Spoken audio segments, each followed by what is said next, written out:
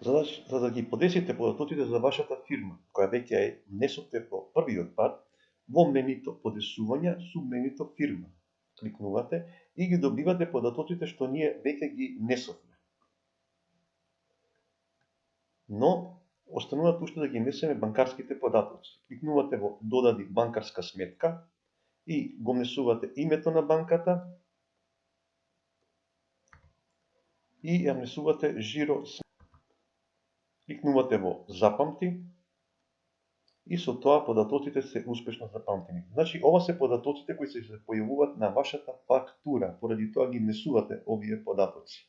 Доколку имате уште некоја, уште една банка, тогаш кликнувате повторно додади банкарска сметка и повторно ја повторувате истата, го внесувате името на банката и ја внесувате жиро сметка. Со ова го заокруживме менито подесување на фирмата. Во секој момент, значи кога сте например на предмети, доколку имате некакви промени во фирмата, повторно идете во подесување во фирма и можете да го промените било кој податок кој го имате